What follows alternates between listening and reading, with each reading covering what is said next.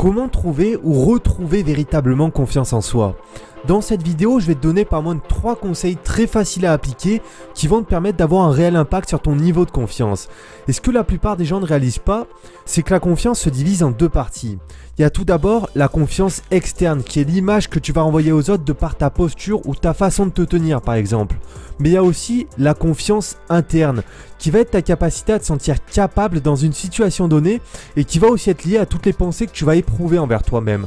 Donc dans cette vidéo, on va analyser ensemble le personnage de Eddie du film Limitless pour comprendre exactement ce qu'il peut nous apprendre sur ces 2 niveaux de confiance et comment maîtriser chacun de ces niveaux pour être et paraître beaucoup plus confiant dans n'importe quelle situation. En clair, comment avoir véritablement confiance en soi. Et donc, la première chose à savoir à propos d'Eddie, qui est donc le personnage interprété par Bradley Cooper, c'est qu'il est écrivain. C'est parti. Allez. Faut juste que tu prennes le temps, que tu restes dans la pièce. Dans cet extrait, on voit qu'il est assis devant son ordinateur pour essayer d'écrire son livre, mais il n'y arrive pas. Qu'est-ce qui le bloque? Pourquoi est-ce qu'il n'arrive pas à écrire son livre alors que de base, c'est quand même son métier?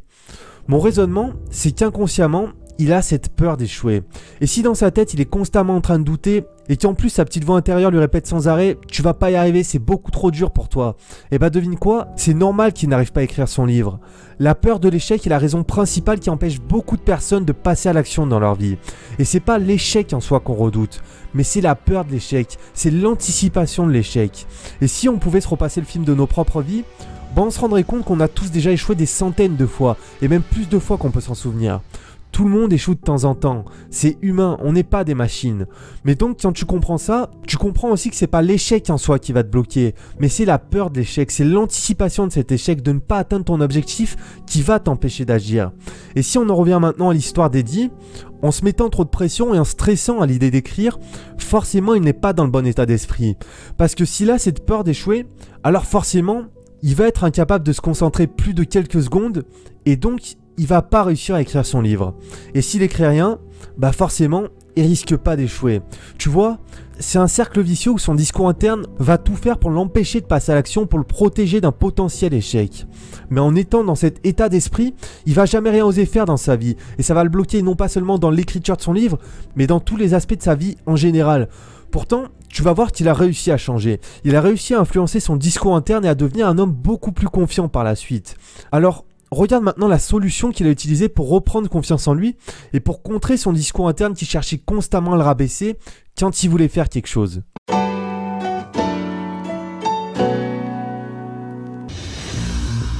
Tu sais que tu as accès à seulement 20% de ton cerveau?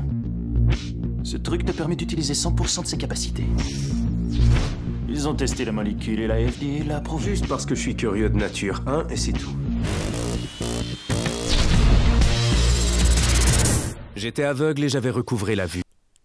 Donc ici tu vois, c'est le moment où il découvre la pilule magique qui va lui permettre de devenir un génie, mais surtout qui va lui permettre de changer complètement d'état d'esprit.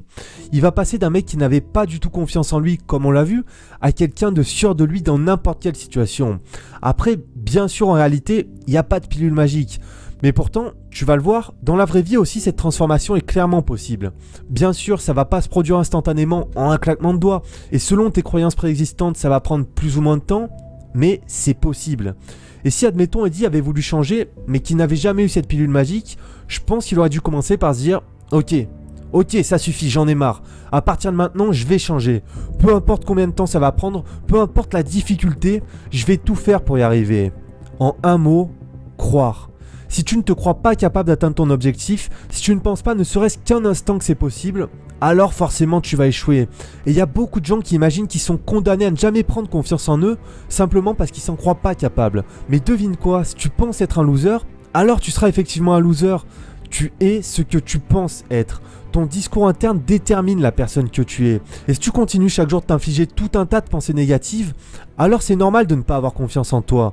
Tu dois modifier ce discours interne et prendre conscience que c'est possible de changer. Et c'est uniquement à partir de ce moment-là que tu pourras passer à la 3e étape, qui est certainement la plus importante, la transformation.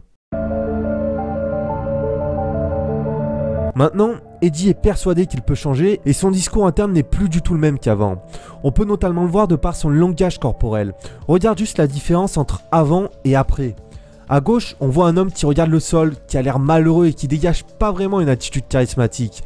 Et en le regardant, est-ce que tu penses que cet homme se sent bien dans sa peau? Et si on pouvait être dans sa tête, à ton avis, quel genre de pensée est-ce qu'on entendrait? Bah effectivement, exactement les mêmes pensées négatives qu'on a identifiées tout à l'heure. Mais maintenant, quand on regarde à droite, on voit cette fois-ci un homme qui lève bien le regard, qui se tient bien droit et qui va marcher avec un air déterminé. Et forcément, cette fois-ci, quel genre de pensée tu penses qu'on entendrait si on pouvait être dans sa tête? Notre dialogue interne va automatiquement se refléter sur notre langage corporel. Et quand on marche vers quelqu'un, ça va généralement être la première chose qui voit de nous quand on s'approche de lui. Et si tu dégages une attitude confiante quand tu te déplaces, cette première impression va forcément t'aider pour le reste de l'interaction. Imagine par exemple un patron qui aurait le choix entre deux candidatures exactement identiques. Il va forcément s'appuyer sur la première impression qu'il va avoir de toi pour prendre sa décision. Donc de par ton langage non verbal, tu peux devenir une personne beaucoup plus attrayante. Maintenant, j'ai déjà parlé de ce sujet plus en profondeur dans cette vidéo pour te permettre d'adopter une attitude plus confiante. Donc si tu veux en savoir plus à ce sujet, je te mettrai le lien de la vidéo dans la description. Maintenant, on peut aussi constater qu'il lit beaucoup. Donc il devient plus cultivé et quand il parle avec d'autres personnes, elles ont simplement envie de l'écouter. Regardez les pays qui ont régné sur le monde comme les Portugais et leur grande marine désuète. Maintenant, ils n'ont que des condos pas chers et de la morue salée. En bref, il est totalement métamorphosé. Regarde sa façon de marcher, regarde sa façon de parler et même de regarder les autres. Maintenant, il se sent bien dans sa peau et ça se voit. Ses peurs ont changé et il a plus cette petite voix qui tourne en boucle dans sa tête et qui lui répète qu'il ne sera pas capable. Parce que tous ses blocages internes et surtout sa peur de l'échec ont disparu.